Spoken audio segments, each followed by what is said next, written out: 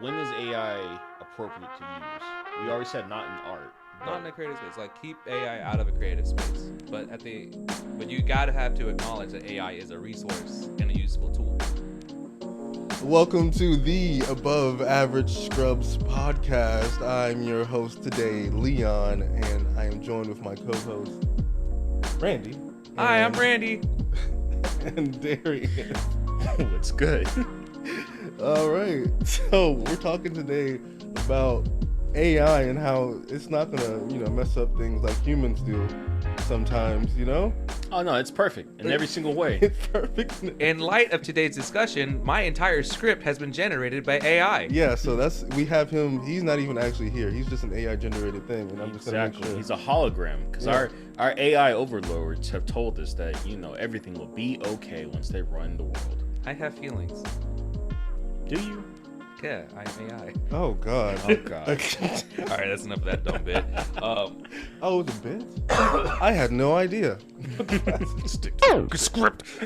Goodness. Well, I mean, so we talked about AI before, back like 8 months ago, when it was really popping off, and AI is gonna take over the world, and it's gonna destroy art, and da da da da. If you're interested, go check out our last video on the subject. But I wonder, how do we feel since those 8 months ago? I mean, I remember our last talking points, we were saying, hey, we had our great guest, Simone, who was an artist, and she was like, well, AI kind of sucks because it's robbing artists and the way AI art is generated. None of the royalties or, anything that the samples are being taken from art that's already been posted by different creators and so on and so forth. You don't get any royalties, they don't get any acknowledgement or anything like that. And they're like, well, you opted in because you put it on the internet, which was like, well, now we're seeing things like where you can opt out of getting your stuff, Yeah. And we also talked about just like, oh, it's not gonna take anybody's jobs, it's not that advanced yet, so on and so forth. So how do we feel about that now, that not going on 9 months later? How do we? I mean, I still feel like it's definitely going to be a problem. Having to opt out, that's a great start. Yeah. It's tough because then it's like, let's talk. Oh God, there's so much that happened. Actually, did you hear about the writer's strike? Yeah. The writer's strike. Of course. They got their deal of not having AI generated stuff when it comes to what they write or edit. So that's a big deal. Was it the same for the actors as well? Sorry. The actors haven't finished yet. Yeah, Okay. the actors aren't. But I'm kind of in that camp, though. I don't think AI should be used as like in a creative space. Yeah, definitely. Because that's not what creativity is. Yeah, I mean, feel like really? creativity needs to have that human aspect. Right. Not saying AI aren't human. Okay. Just cover my bases covered. But needs to have like an organic feel to it as far as creativity is concerned. So I guess, because we brought this up actually when in the previous episode when we talked about this, about where are the points in which creativity starts and stops, and then when it comes to the use of AI. Like if I'm sitting here, I write a script and so on and so forth, and say, hey AI, here's my base script, can you make this better?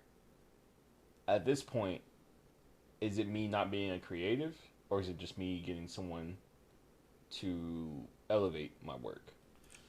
Oh, I mean, it depends on what happens when you say, "Can I make this better?" Is it Better going line by line and actually changing things, like changing the plot, changing how a character grows throughout? Like that's the creative process. If it's just going in and doing grammar stuff, And spell check. it's not even as finite as a thing as saying you can't just tell it to make something better, because it's all perspective when it comes to like creative stuff.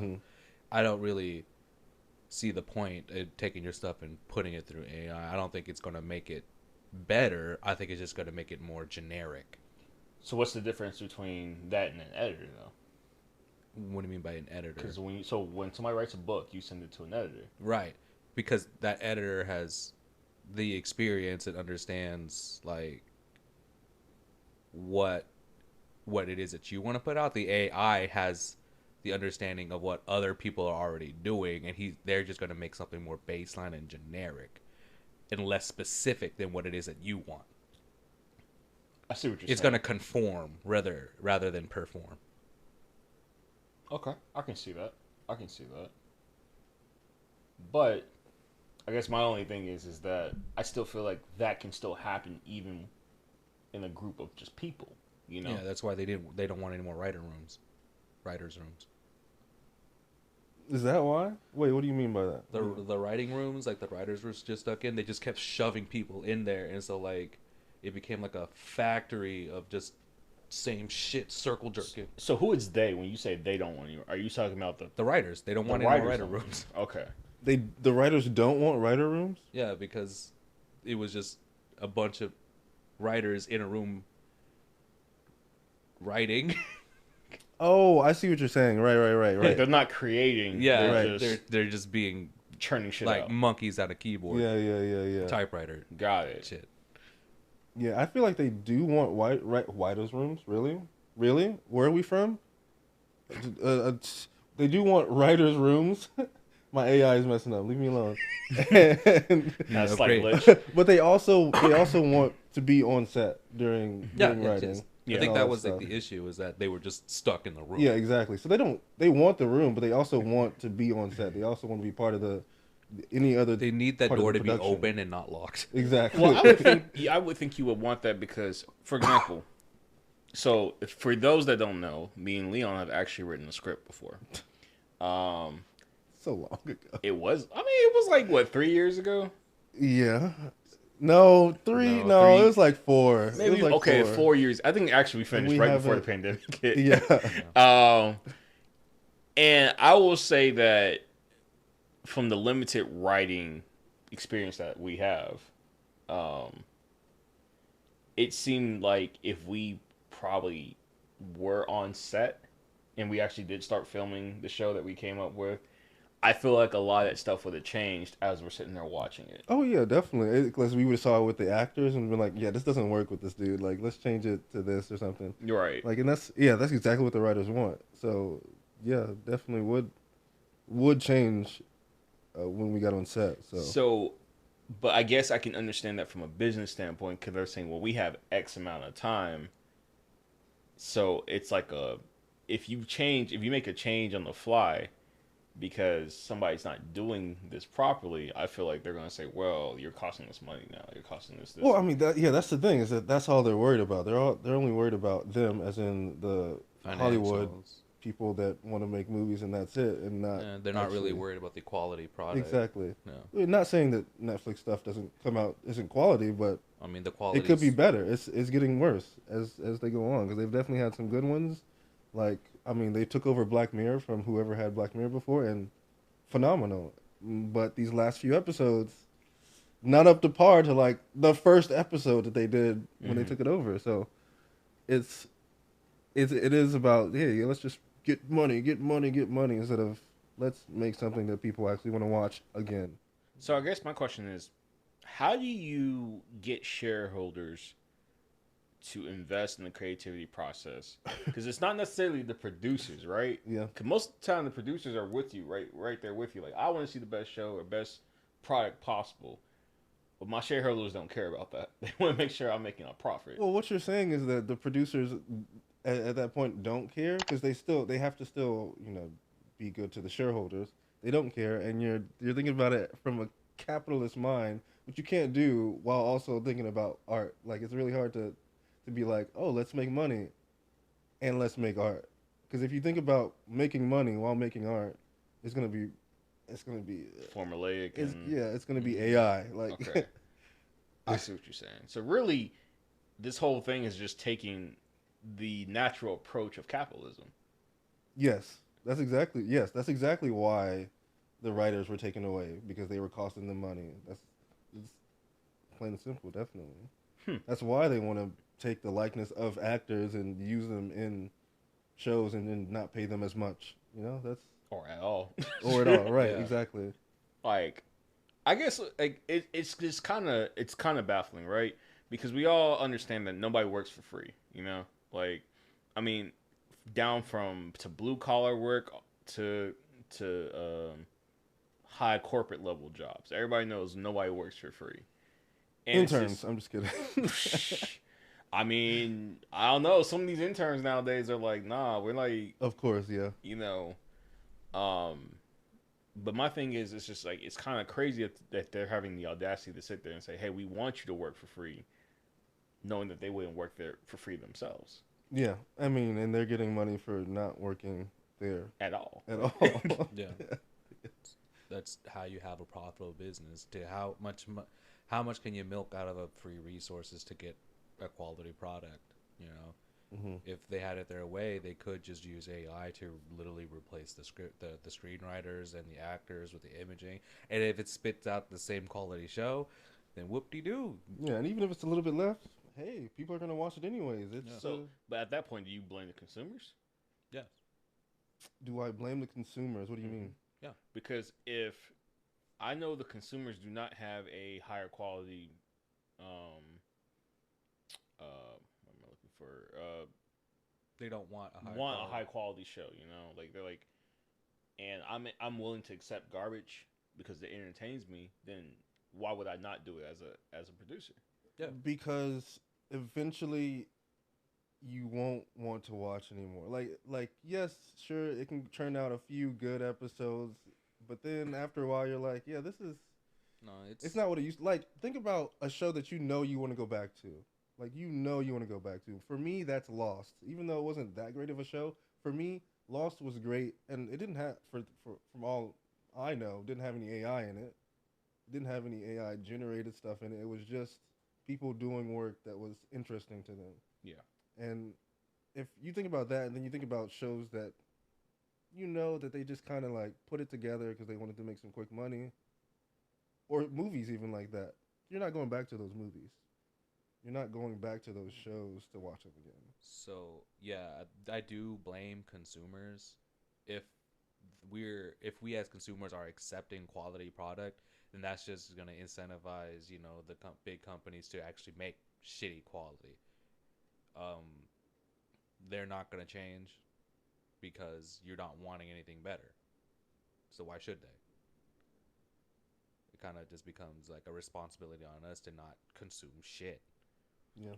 I mean, I think that's fair because because at the end of the day, they're a corporate machine, you know. Yeah. And I'm only basing my quality on the people who buy it, you know. Yeah. So if I have 10 million people watching this, well, it's like, well, something's working. Yeah. You know. But yeah, you're something's working. But the only thing that worked is the things that happened in the past. The only reason that you're watching that Netflix original is because you watched enough Netflix originals to be like, this one can't be bad. But again, isn't that the fault of the consumer? Yeah. You created a history. You created the history. You literally created the algorithm. Yes. Yes, I get what you're saying. That is the fault of the consumer. But you did make good quality work, right? You did do that. If they make good quality work and I'm consuming it, then that's fine. Yeah, but then, if they're making bad, if I have more people consuming shitty work compared to quality work, again, as a producer, what incentivizes me to do that? To spend more money on quality and make less money, but make more money in crappy work, but spend less. Okay, well, this is the thing. What you're thinking about is short-term gains. Right. The short-term gain on that is 10 million people will watch this because it's a Netflix original. Right. But the long-term game of that is people will come back to Netflix and watch this original again 4, 5, 6, 10 years down the line because we did it quality. Now, if you don't do a quality, if it's not memorable, if it's not interesting enough, they'll watch it. Yeah, the 10 million people will watch it one time, but they don't come back. You guys are literally agreeing. You guys do understand that? No. No, I'm not agreeing. Okay, I'm playing devil's advocate. He's playing devil's. He's not. No, he's not having like an actual. You're literally saying people will go back to a quality product. Yeah. As a consumer because we consume that, and Darius is saying that if I make a shitty product, people who if they consume that, they will come back to that. So you guys are literally. Okay, I see what Randy is saying. Okay, go ahead. You're saying quality as in the actual, like, for example, like, let's take that little well light behind you, right?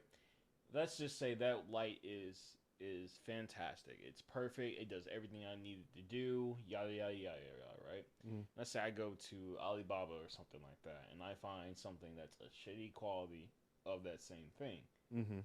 But 40 million have bought this, compared to the 30 million that bought that, and it costs me twice as much as to make that as it does to make the shitty product. Yeah. Why would I not do it? Why would you not? Because at that point, the consumer has already said, "I like this product better than the high quality product." Well, and Leon has said you would do that if you wanted that short-term gain. I get that. Yes, but that's literally all your point. You're just talking about short-term gains. Like the producer's like, I'm gonna shit out this shitty product. I'm gonna get the money for it. I'm gonna shit out another shitty product. But that's how pretty much that's what profit is based upon, short-term gain. Yes. But Leon is talking about how you can create longevity for your brand through quality products. Yeah. Like Netflix originals. You guys are literally just confirming each other. Fine. Fair enough. True. True. I mean, you guys aren't even arguing the same point. So, okay. Well, all right then. I'm just like, you guys are talking in circles. That's what happens when you use big words and shit, like short-term gain and quality. And he said quality. Quality. I'm just saying. That's. But I guess I get it though. I mean, and again, I 100% agree that it's just at the end of the day, it's like your motivation. Are you in it to make money? If so, shit out as many things as you can, because if you quantity, you'll get some return. Right. But if you want like notoriety, fame, or anything like that, if you want longevity, you should if you want good longevity, you should focus on delivering a quality product. Which means paying your writers. Yeah, you should always pay your writers. And giving them the residuals that they deserve. If you're not writing it yourself, if you have someone else writing it. When I heard about the residuals when it came to the streaming shit, I was like, yo, that's criminal. Yeah. Like that is truly criminal. But it is worse now, because like with streaming you can't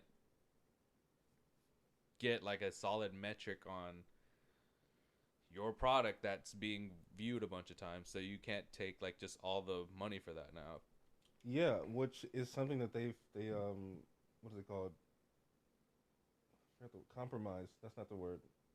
Got from their contracts.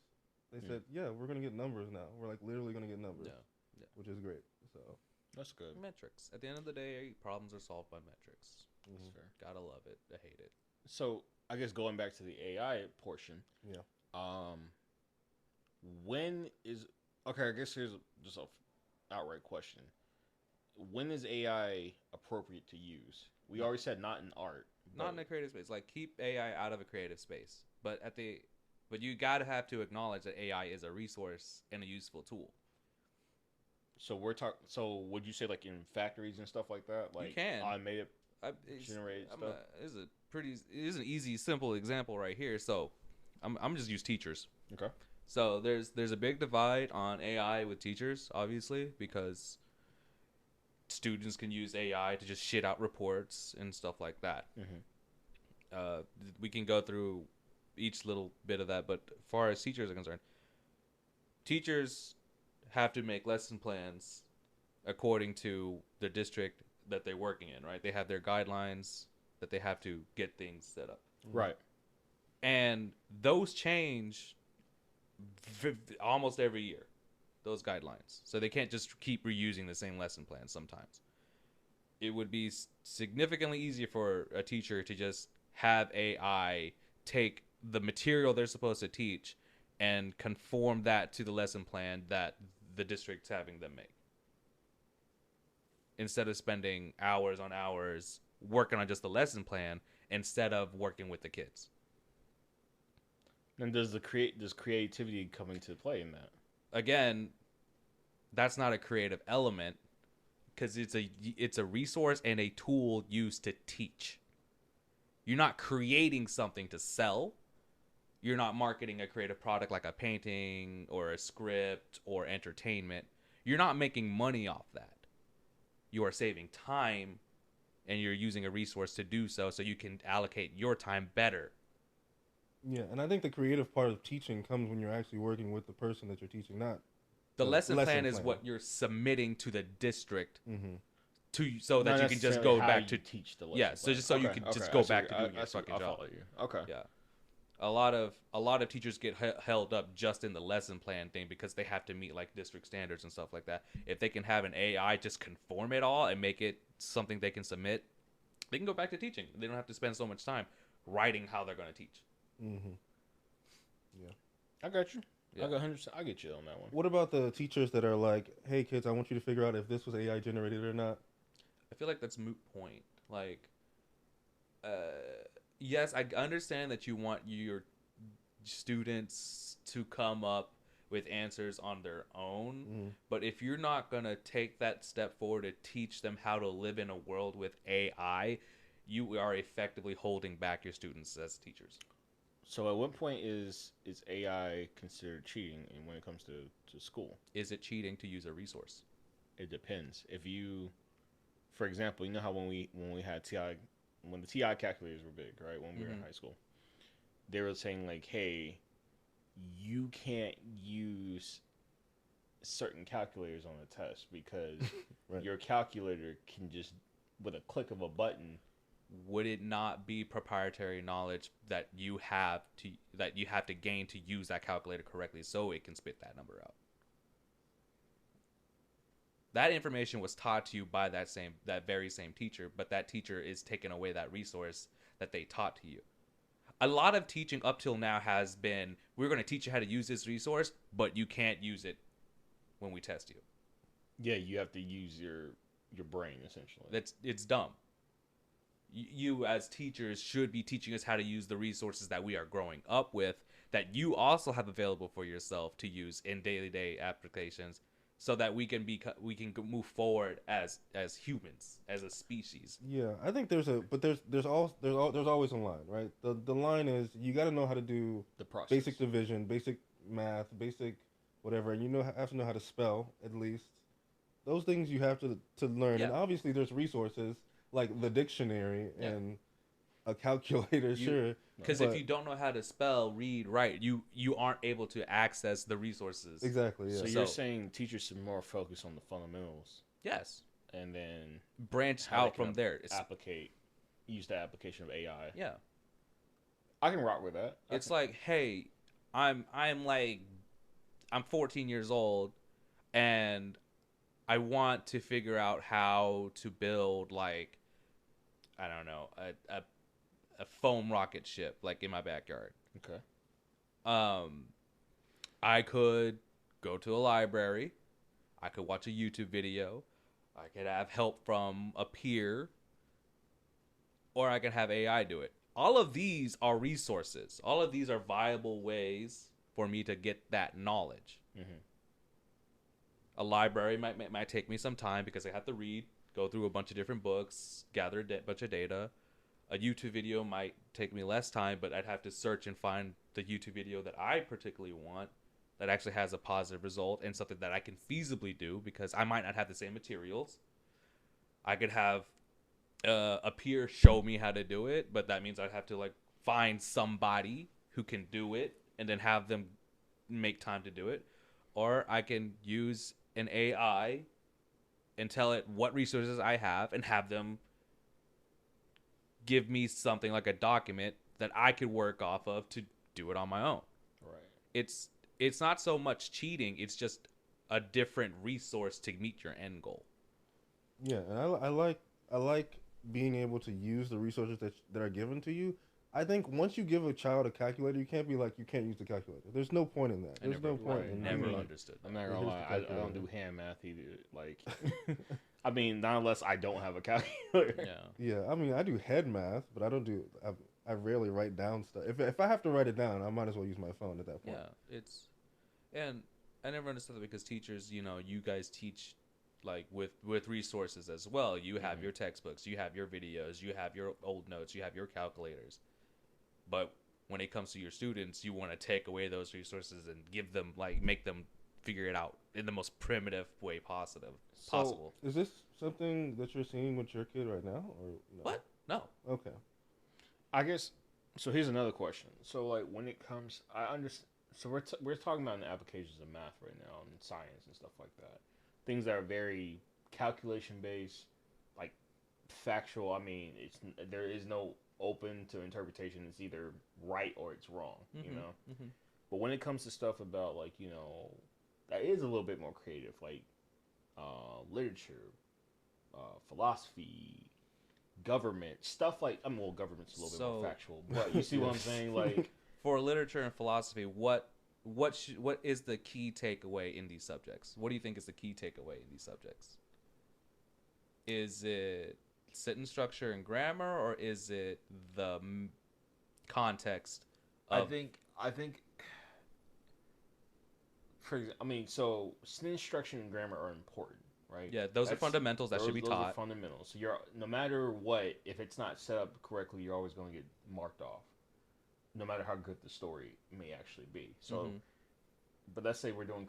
Well, I don't want to say. Let's pick a book. Let's pick Huckleberry Finn. Okay. What's the importance of teaching this to me? Of Huckleberry Finn? Yeah. I couldn't even tell you, dude. Like, okay. I mean, pick a book. Even though I read the book, I never read the book. I don't think it was anything important, to be honest with you. I will say, but like, actually no. Let's go back on that. You read the book, yeah, but you didn't get anything important out of it. I mean, why is that? I would say because honestly, it was. So okay, so like where I grew up, so I understand the cultural philosophy of Huckleberry Finn, right?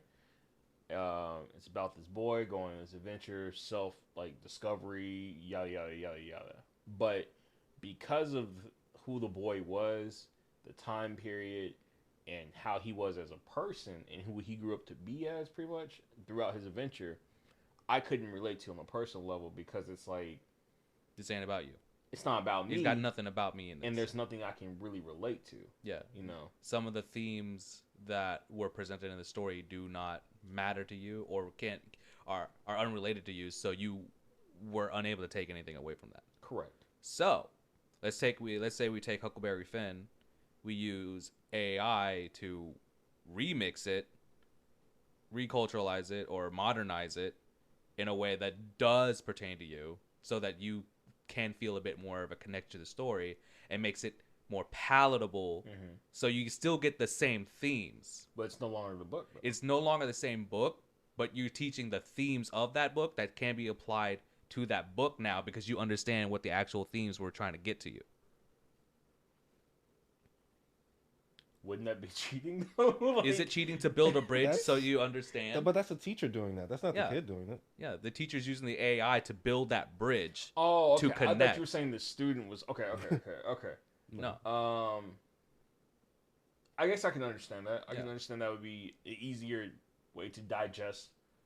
Because that's what you want at the end of the day. You want it so that the kids learn in the best way that they can, is so that they digest it, they retain it. If you're teaching the subject the same way to like 25 kids, not all of them are going to get it because each kid learns differently. Yeah. But if you can use AI to speed up the process to make it more personal for each kid, that creates those bridges much faster and leads to understanding much faster. I get that. Because you're able I feel like you're worried about cheating. I'm not necessarily worried about cheating. I'm more so about about people shortchanging themselves the experience of learning. I'm not, and I think part of learning is using the resources that are available to you. 100%. I mean, honestly, when you get out of college and you start a job, or if you go out of high school and you start a job, that is at the end of the day, that is how you learn. You use the resources that are around you in order to learn, get better at your position, learn more about life, and promote yourself, whether it be in the job or outside the job. Yeah. That being said, I don't want people to use it as a crutch as to shortchange themselves from the learning experience. And that's what I'm getting at. And that's why I feel like there should be limitations when it's used to teach kids or in school settings. Granted, like how you described it, perfect. I understand that 100%. But I can see kids. That's the y'all remember Wolfram Alpha? Like, do y'all? Yeah. Okay, prime example is Wolfram Alpha. If you didn't want to do the homework, all you had to do was sign up a membership with Wolfram Alpha, literally type in the formula, and it would give you the right answer every single time. And that's what I mean by, like, I don't want people to shortchange themselves out of that experience by using AI. You know, we get AI to the point to where, like, it will just calculate everything, or it'll just, hey, write me a semi-unique paper and da da da da, or give me the like a full summary of chapter X from X book, and then maybe I'll change a couple of words to rewrite it. You see what I'm saying? What I see happening, just from you saying that, is the person that goes to Wolfram Alpha for you to solve a problem doesn't like solving problems like that. The person that goes to AI to write out an essay that has some stuff in it and they just change a little bit of it is not interested in writing essays. Right. And I think that's the problem with the school system, is that we're not catering to the kid to what they actually are interested in. We're catering to, is this standardized and perfect and everything. And obviously there should be grammar, there should be math. Right. But once you get up to, like, there should be learning how to interpret stories. That's great. But after that, it should be, what are you actually interested in? What makes you tick as a kid? And obviously the kid doesn't know that, but the parent can see that whenever they do something, whatever that may be. Right? And or they go towards trying to solve that problem, even though they could go to Wolfram Alpha. They go towards writing their own essay because they felt like it. Honestly, they read a book that you said, let's read this book and see how it goes. But you didn't tell them to write an essay. They said, hey, I have some thoughts on this essay. They're like, oh my God, yes, tell me, kind of thing. And obviously that's harder, but it's more beneficial in the long run, long-term gains. Yeah. Right. Of, oh my gosh, we have people that do philosophy and do art and know how to do math and want to create the rockets and all that stuff. There's people out there that have different interests. We don't all have the same interests. So to a certain point, we eventually are going to get that equilibrium of society, of people that like things and progress our society. And I think it's more of like a fault of our education system on how we choose to, I guess, get the metrics of the students. Right. Yeah. We test them with papers, with math, with homework problems, stuff like that, instead of doing things that will actually enrich their knowledge and understanding. Mm-hmm. No one wants to spend 8 hours a day at school, then go back home and spend 2 to 3 more hours doing research to write a paper that you don't care about. Yeah, exactly. So I think it's how we test the children on their knowledge that's causing them to go down that path that Darius is saying. If you require essays for you to for you to see if the kids get the material, you're going to just have them just go home, run it through AI, and that's what you're going to get.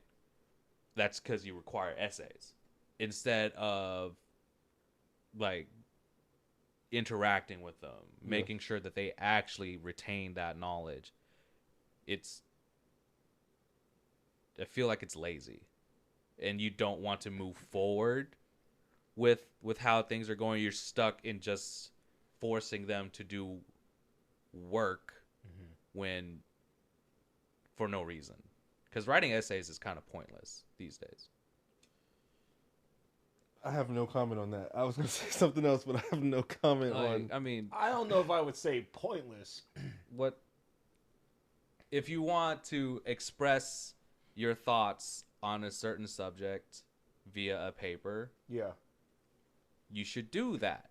But requiring it to show that you understand the material, I feel like that there could be a better way to do that. There should be more options. Like, think about the kid that doesn't like to write but loves to talk. Loves to talk. Yeah.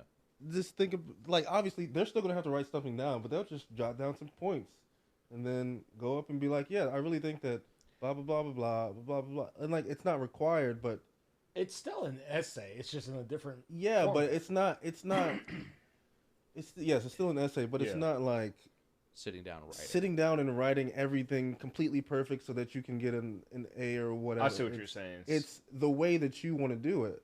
Because, again, you're standardizing a certain way to do so exactly. We just need to allow more options on how things are done. Yes and no. Yes and no. I still think that we should think about, what books are we giving kids to be interested in? Like maybe they're just not interested in that type of thing. Like maybe they want to read a science book instead of a non-fiction book or a fiction book.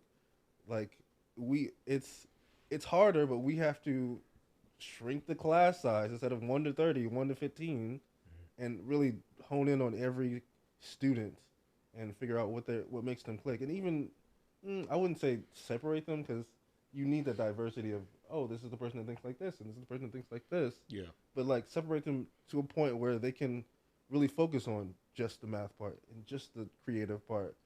And like think about all the math that goes into making theater.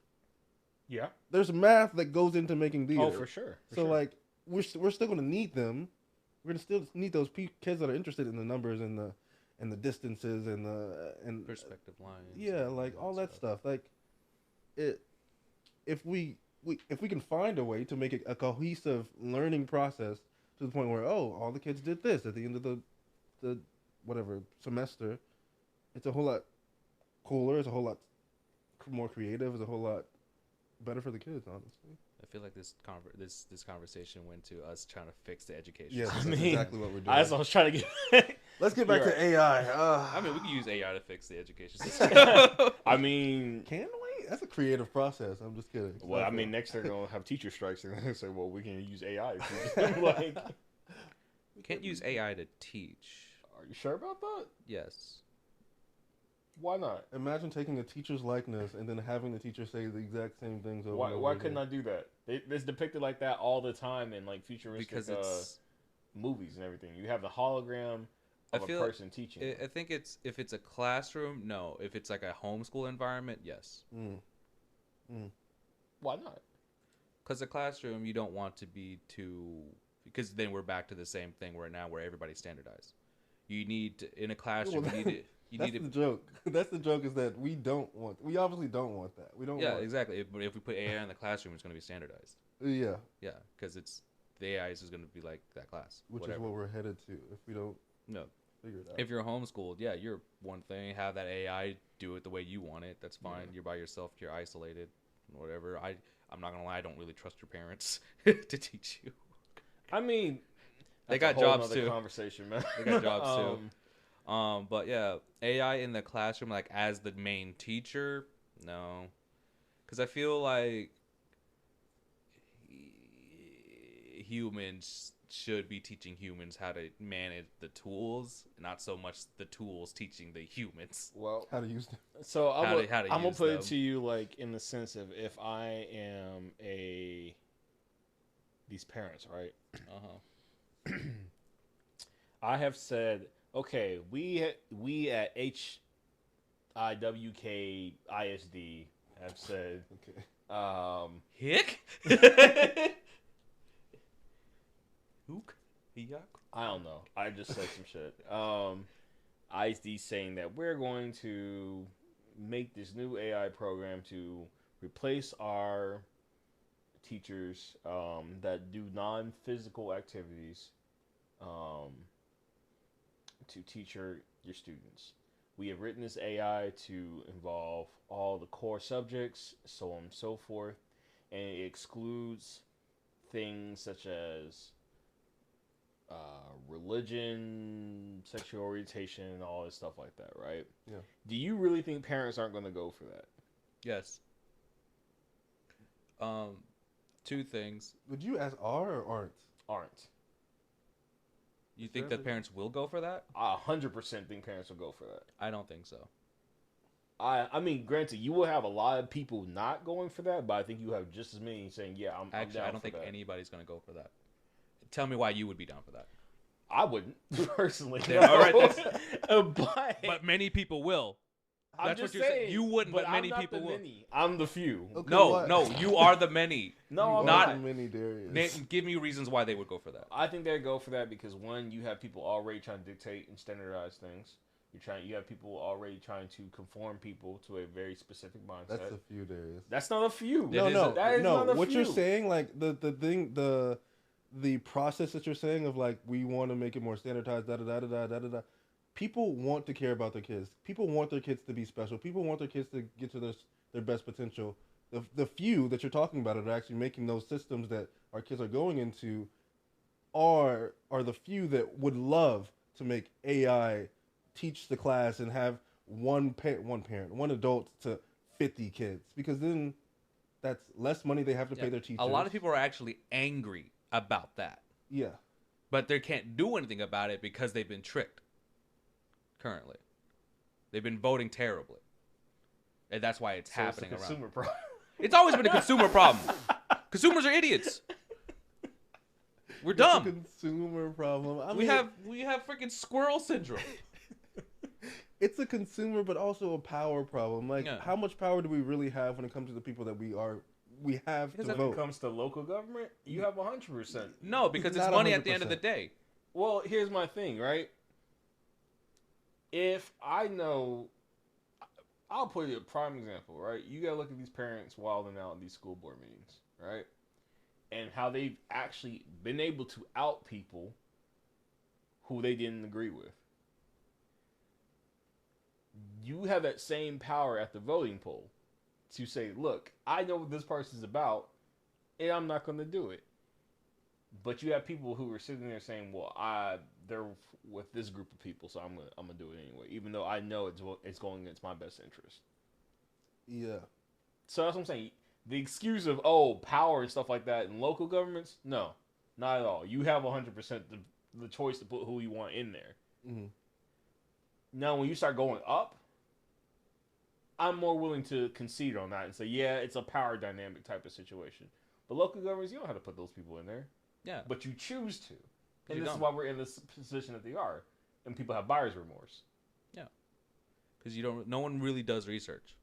Which is why I feel like they would go for the AI. Because they don't actually do research. They're not, okay, I think they're not going for the AI. I think they're tacitly consenting to the AI. Because at a point, you don't really, like, when the person is in power that you have voted for tells you that you're switching to AI, there's not much you can do about it. Yeah, and you're like, and you're also and again, I'm not going to give you credit. I'm not going to say that's the case because there is things you can do about it. It's a lot of things you can do about it. Okay, what can we do? You can hold concessions on the vote. You can have petitions. There's a whole bunch of shit that you can do that they can legally can't turn over. You know why we don't do that? Because it involves human interaction. It involves people being on the same page. It involves people. It's because through multiple times of buyer's remorse, of multiple failures, we have grown significantly less confident. No one's standing up to anybody these days, right? Because we've been powerless. Everybody feels like it's my vote doesn't count. Everybody, but the thing that you want people to think about, the thing is you want the switch to happen, is that we can do something. We just all have to get on the same page about it. That's tough to do. Which at the end of the day, it seems like AI is going to be in our schools before we know it. Like, if that's the case. I don't think so. Simply because parents don't want that. So you're saying AI is going to be the straw that broke the camel's back and is going to cause the people to unite. Yeah. I can see that. I think we would get there. It's going to take a while because there is still the whole, he's not on my side. He's not my color. He's not my D or R, you know? It's still that. Like, okay, fine. I'll just vote for this person since he's an R. You know? Like, that's the thing that we have to break. As soon as we get past that, we definitely take over what's actually happening in our schools. Yeah. But I think as far as the argument of like people just wanting and accepting AI as the main teacher, I don't think that's ever going to happen. Yeah, no. I feel like you think it will because people are, because you think that parents are lazy and they don't want to voice their opinions. Is that right? I think that you have a large parents that are complacent. I think you have a lot of parents that are wanting to control how other people think, because it fits their worldview. And I feel like they would. But at the same time, I think you do have a lot of people who are on the opposite end of that spectrum as well. I think I think the people who are the people who are talking about like that want to control people via the worldview, I don't think they're going to use AI for that. I think they would prefer to have a physical person that can indoctrinate, because depending on whose power, I guess, is in control at that time, the people you place in the schools can set up the next generations for you. If you have AI in there, if you start rolling out AI, either the other party who's against you will retaliate quicker. You can't be as sneaky with AI. That's what I'm thinking. It's not a smart move. If you want to control more people, using AI is not the smart way to do it, because that's when you're going to start having the conflict immediately instead of slowly seeping it into what you want, like the next set of constituents, I guess. Does that make sense? Or do I need to repeat that stuff? I get it in the sense, I see what you're saying. There's better ways to do it. Yeah. Is what it comes down to. Yes. There's better ways to do it.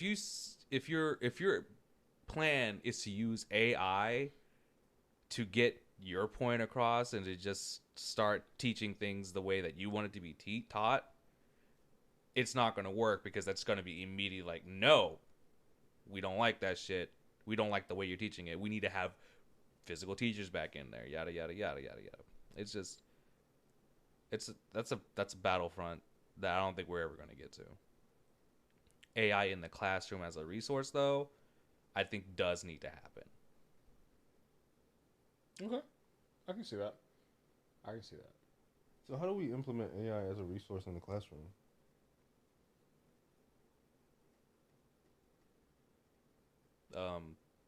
Student aids, teachers aids. So all the non, I guess, like the non-teaching aspects. The non-teaching aspects. Just the actual like factory like work settings. Okay, I'm a 6th grader going into school. I know my math. I know my basic grammar. I know how to draw, spell. I know how to multiply, divide pretty large numbers.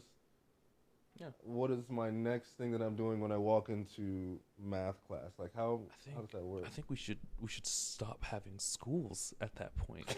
Like once you have your fundamentals up to 6th grade, I think you just need to start specializing. Oh, you think we should start? That's kind of early to start niching down. I would say at least 7th. I think you should. I understand what you're saying. Like we should definitely stop having schools in the sense of standardized. Like you should know this, and this. Because after what, like the high school, you're just repeating the same fucking material for like 4 years. Mm-hmm. Yeah, I think you're right. When we should start finding our specialization or finding what we're really interested in at that point. After that, I feel like the AI or your teacher should be helping you, spending a year or two guiding you to your specializations based off of what your talents are. So I think after 6th grade, I feel like 7th and 8th grade is just exploration. Like getting as much exposure to different types of fields as much as you can. And then like the high school could just specialize.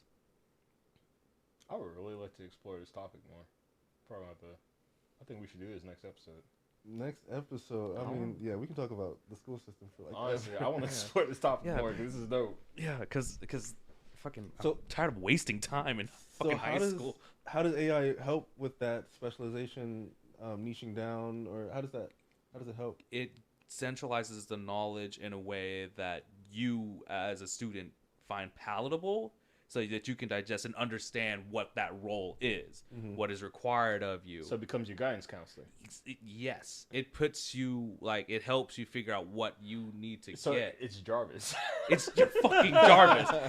The AI becomes your Jarvis, and then the teachers in the higher levels of education can work with you and your AI. Everybody should get a pocket AI, like a personal AI. That would be dope, actually. Tamagotchi AI.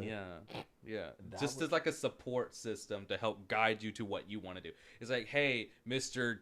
AI, I want to be like fucking the best plumber ever. Right. Or the best, or a solid electrician. Plumbers, man. Plumbers make a lot of fucking money. I love electricity. I love wires. I want to figure out how to do this better so I can help more people. AI is going to help fast track that for you. Yeah. Just put you in the right places for the right people. They're not going to teach it to you, but they're going to point you in the right direction, as they should be. They should be tools to guide. I can rock with that 100%, honestly. This is some anime shit. Honestly. It is. Fucking, I got it. Well, I mean, you know, they're making the augmented glasses or whatever. I need them genuinely so I can see fucking colors again. But yeah, they're doing all that shit. So I mean, it could easily just be. Remember when Google Glass was a thing? I think it tried to come back recently. I hope it does, dude. Cause that was such a cool concept. It really was. It was so fucking dope. It's so distracting. I know, but it was so fucking dope. That was such a cool concept. There are car like the front windshields that actually have that kind of technology. Oh, the speedometer, mine does that. Yeah. No, like the windshield. Like the whole windshield? Oh, yeah. That's crazy. Yeah. Like it'll do everything on this. Can you imagine if a rock hits that windshield? I'm crying, man. Like, because it's like you can only imagine how much you are paying to replace that. It's very special. I'm not sure, but if you're making that technology, you're making it like a thin piece of paper with the glass in front and not the actual glass. Because at that point, it might just be a camera in your car displayed on your windshield. Yeah, also, yeah. That sounds like way more feasible. Yeah. Yeah, but still, I'm just saying. The second it becomes touchscreen, though, we're fucked. Like, it's or your steering wheel just becomes like some AR augmented reality controls, and you're just moving shit to try it. Cyberpunk 2077 I want to go here like this. Yep, take me through that house. I'm gonna pull out a physical book and start reading that shit. I mean, and again, like, as the person that we are, we love technology. Obviously, we want to see technology grow, and like, you know, and it's growing at such a huge rate. I'm ready for the fallout. That's it. I can hate you. What fall? Eventually, with technology, with science, we're gonna reach a point where we do too much, and we start talking about I Am Legend. Right? Yeah, of course. It's gonna get there. It's unavoidable at this point. You're ready for it? I'm not ready for it, but I want it. Okay. I like starting over. Yeah. Okay, I can see that. The reset button, but yeah. Well, like I said, I think AI is on a good path. It's just brand new technology, and so now technology can be used for good, can be used for evil. So long as we don't give everything to it, we don't put it in control, we should be fine. Just don't give it a physical body. Nah. Or access to nukes. That's all you gotta do. They're 100% gonna put AI in a body. You know how many people would fuck an AI? I think it's time for... I'm gonna get canceled on that one. For sure. It's time for the brown bear bright side. Oh, Landon, look at you. Still talking. Stop it! I fucking hate you. 3 for 3. And they said what they say about the rule of threes. You invited me over. Did I invite? You scheduled it, actually. The bright side. I don't have one yet. Go. You made a meeting. You scheduled it. It's on my fucking calendar. Yes, I know. Good. Find your bright side. You are my bright side. I knew it. New technology's coming out, and it'll be an interesting path of whichever way it takes us. I'm excited for everybody to have pocket AIs. That would be dope. Have a little Jarvis. Isn't that what we already have? Yeah, but our phones are dumb. But it doesn't actually talk to. I need Siri to have a full conversation with me. ChatGPT is literally on our phones now. I mean, we're halfway there. Everybody has everybody has a phone, everybody can have a little thing. We just need to have it. Yeah. I don't know, personalized, I guess, without us. I don't know. Without us interacting with. I don't know. I need to think that more through. Think through that more. That's so dope. What if we do it? What if we do it? If we do it, then we won't need this podcast anymore. We'll be millionaires. Kidding. We would still have the podcast. We love you as the audience. We love you guys. So you should like, subscribe, comment, all that good stuff. And watch our previous videos on the subject of AI. Link in the description below. I think the bright side is we're going to get to, I'm going to say 10 likes on our YouTube on this podcast. I think that's right. I think that's a solid number. I think we can do 10 likes, right, guys? Can we do 10 likes on this podcast? And we'll promise to do another one?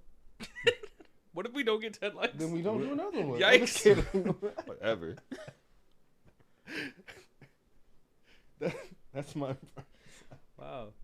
This could be our last podcast. Right? Leon really raised the stakes on this. I think Leon doesn't want me here Don't anymore. make this our last podcast, or please do, because then he wouldn't come back over and say stuff like he did today. Yeah, I don't think Leon wants me here anymore. He might get swatted. What? Why would you even put that out there? I'm Darius. This is Randy. And this is Leon.